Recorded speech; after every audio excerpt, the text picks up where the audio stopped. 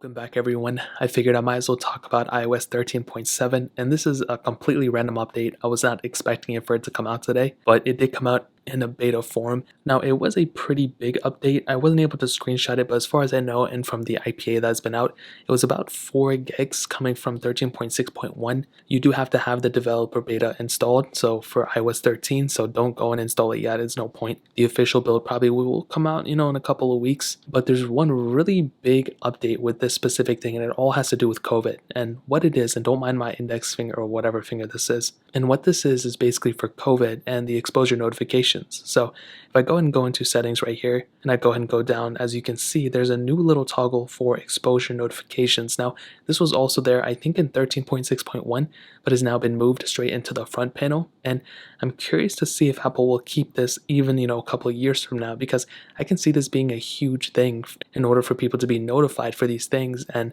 it's not like COVID's going to be the last, disease ever. There's going to be more probably in the future. So within this, you can go and tap here, and you're going to have to kind of fill it out a little bit. So if you want to turn on the exposure notifications, you tap here and you can kind of go ahead and fill it out. Now, this is, like I said, the main thing with 13.7. I will show you guys some benchmarks in a second, but this is very important. You can go and select your country, select your whatever, and in some countries I don't think it's available, but for the US it is available, and that's honestly one of my favorite things about this update. Everything else is pretty minuscule, the speed and performance and stability is going to be about the same. I don't think anything's going to change there, but it's really cool that Apple is still focusing on refining these things for iOS 13, even though iOS 14 should be coming around the corner. Now, before I get into the benchmark, I want to say one more thing. I wasn't going to say it, but a lot of people are saying iOS 14, because 13.7 is still going to get released, 14 is going to be delayed.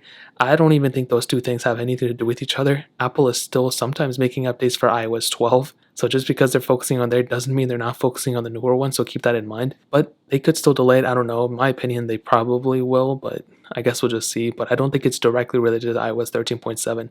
Now, I did run a benchmark, and that's the score I was getting for my metalcore score.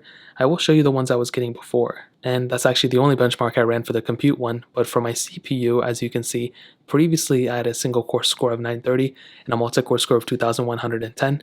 And I just reran it. And I guess it did go up a little bit for my multi-core score. My single core score went down to 927.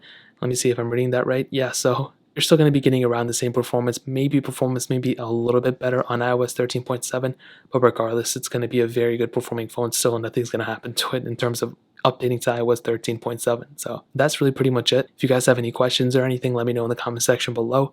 Hit the like button, that means so much, but definitely hit that subscribe button. Every single subscriber that we get really does count, so it means so much if you guys can hit that. Also, check out the other links down in the description as well. My Twitter, my Instagram, my main channel. More importantly than everything else, I love every single one of you guys. Hopefully I'll catch you guys in the next video. Peace out till then.